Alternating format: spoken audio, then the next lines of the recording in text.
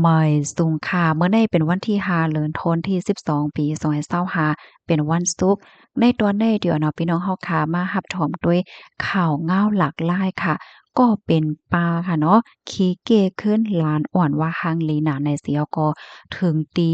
เด็กลานจมน้ำค่ะลื่นสุดหลานลูกเซ็งสายใจกว่าเนี่ยค่ะมื้อวันที่4เดือนธันวาคมที่12ปี2025ในมีข่าวเงาออกมาว่า ไล่เกิดขึ้นเปิงเป็นอันลีตกอกตกใจที่เมืองอินเดียเนี่ยค่ะมือแต่มันได้ก่อใน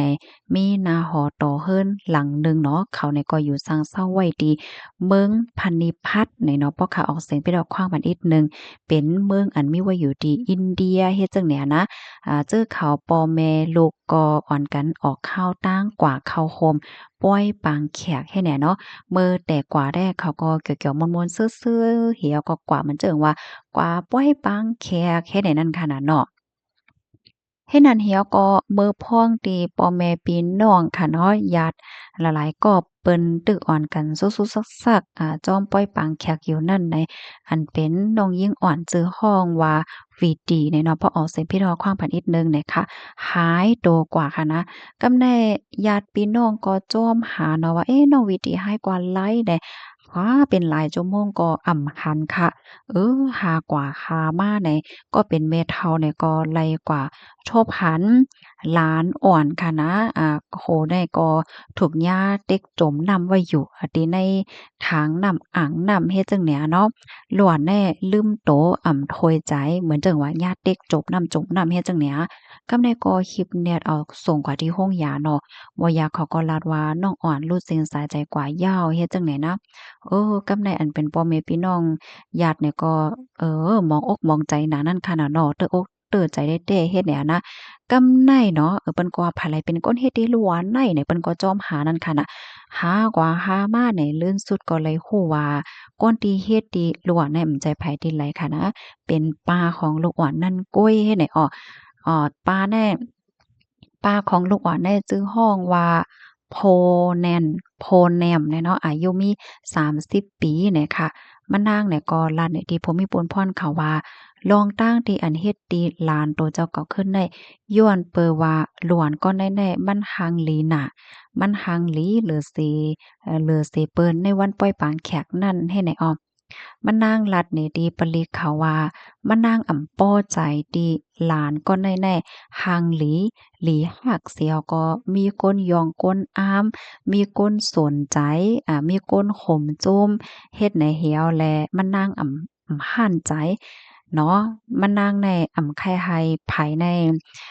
หลีล้อมหลีด้วยหางหลีเหลือเสมันนางเฮ็ดจั่งไหนเฮ็ดให้อ้อม เฮ็ดนั้นแฮ่วก็หลายๆก็ไล่ถ่อมไล่ยินจึงแนวก็เป็นอันตกอกตกใจนั่นค่ะน่ะนางยังลาเทียงว่ามันนางในยามเฮ็ดตีลูกอ่อนต่างก็ต่างก้อนเทียง3ก้อยาวอ่อนหนาในว่าล้วนน้องอ่อนก็แน่ๆจะเรียกว่าเป็นก้ออ่อนตั้งสุดนั่นน่ะเมื่ออ่อนตั้งมานางก็ยามเฮ็ดตีเปิ้นมา3ก้อยาวเฮ็ดจังได๋นะคมตั้งล้านว่าลูกจ่ายมันว่าสังว่าเฮ็ดเนี่ยค่ะลองตั้งที่อันเฮ็ดก่อนได้แต่ก็ ย้อนเปว่าขี้เก๊กไข่ไห้ไผหลีหักหลีแป้งหรือเฮ็ดจั่งใดไหนอ้อมันนางว่ามันนางขี้เก๊กลูกอ่อนค่ะลูกอ่อนเขานั่นเขาหลีหักน่ะหังหลีน่ะเฮ็ดเนี่ยมันนางแน่โกลูกอ่อนแน่จันแปดลองตีอันเปิ้นสนใจอันเปิ้นฮักเปิ้นแป้งแน่กว่าแปดให้แหน่มะนางโกเปิ้นเนี่ยกว่าสนใจกว่าฮักลูกอ่อนเลยสิมันนางว่าเฮ็ดจั่งใดเนี่ยค่ะอ๋อค่ะข้อมูลในค่ะเลยเปิดมาที่ห้องการข่าว New York Post เนี่ยเนาะ Post นะคะต่างไว้นะคะพี่น้องค่ะถอมข่าวโหนในยาวหันถึงจึงหือพวงโอ้ลีโกลีกากนะคะเนาะในเมืองก้นโคงกลางหลงในมันก็มีจอดมีเจยอก็มันก็มีเตค่ะเนาะลองว่าขี้เก้อันว่าแน่ขี้เก้ความไทยเขาว่าอิจฉาเนี่ยเนาะ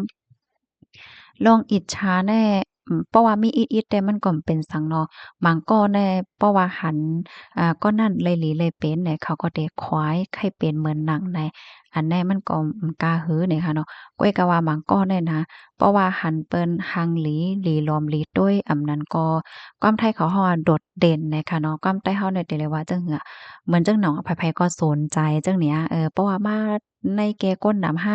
มาที่ในปางห้าเนี่ยโอ้ก้นๆนั้นได้เปิ้นสนใจนะไผๆก็ปักตาตุ้ยไผๆก็ไขลาดต่อให้เนี่ยเนาะเหมือนหนังว่าคึกต้อนหรือสิเปิ้นสนใจเหลือสิเปิ้นมีหมอกหน้าเหลือสิเปิ้นให้แหน่มันก็เฮ็ดให้ก้นหมางก้อแน่หั้นใจให้แหน่เนาะหมางก้อแน่หมางก้อเปิ้นก็ห่มจ้อมๆเนาะหมางก้อเปิ้นก็ค้อยให้แหน่ปอกค้อยโยๆเนี่ยมันเป็นหั้งเนาะหมางก้อแน่ถึงขั้นที่ขี้เกียจน่ะเสียก็วนปองหายให้แหน่อันนี้ก็หลีโกไว้หนังเก่าจังได๋ค่ะนะพี่น้องคะจ่องต้องไลก็โคนะเมอป่นมาป้อหึงสังนะยังถึงปีเนาะอันนี้ก็ไลเกิดขึ้นเปิงเป็นในหั้นอันนั้นห่ำเป็นอ้อยก้อค่ะนะเป็นอ้อยก้อ2ก้อเขาเป็นนางยิ่งค่ะเนาะเขานั่นเป็นอ้อยก้อหลีกันเฮ็ดก้อกันมาจากเมื่อก้อนเล็กเขาเคินเฮียนจ้อมกันเฮียนจั่นจอมจ้อมกันให้เนี่ยเผื่อว่าเขาเฮียนยาวๆเนี่ยเขาก็หาการหางานนั่นค่ะน่ะเมื่อเขาเล่นเฮ็ดก้อกันเฮียนจ้อมกันเนี่ยเขาเป็นอ้อยก้อหลีกันเขาก็ฮักกันหนาจังเนี่ยเนาะ กำแน่เผื่อว่าเฮียนยอกเขาก็กว่าต่างกันเผลอถึงมาวันหนึ่งในอันอุ๊ยก็นั่นรายการกว่าเป็นนางเฮอหมิ่นค่ะเนาะเหตุการณ์เป็นนางเฮอหมิ่นเฮ็ดจั่งใดอุ๊ยก็แทงก้องซ้ำรายการเนาะมีการนี่ให้เอาก็ขี้เก้อุ๊ยก็แฮงหน้าขี้เกียจย่มๆใจค่ะนะถึงที่เอาน้ำกรดเนี่ยก็โคตรปันนาอุ๊ยก็นั่นถึงที่โป้นนาแน่มันก่อยกว่านั้นค่ะน่ะ อันนั้นก็มีเฮ็ดแหนเนาะอันนี้ก็ไล่ตอนสอนเนาะกำนั้นแหละฟังอยู่ฟังกินสติพวงเนี่ยก็ลีอยู่เนี่ยค่ะเนาะมันจังว่าเนี่ยค่ะเนาะมังปองมังไหลเนี่ยก็นะอ๋อค่ะพี่น้องคะรับถอมเยาหันเตือนจึงหือพวงเนี่ยก็เตรียมบ้านไหลอยู่เนี่ยค่ะเนาะยินจมกุกก็ดีรับถอมปานเอ็นปานแห้งเนี่ยค่ะย้อนให้อยู่เลยกินหวานและรอดเพศกันค่ะเนาะหมอยสูงค่ะ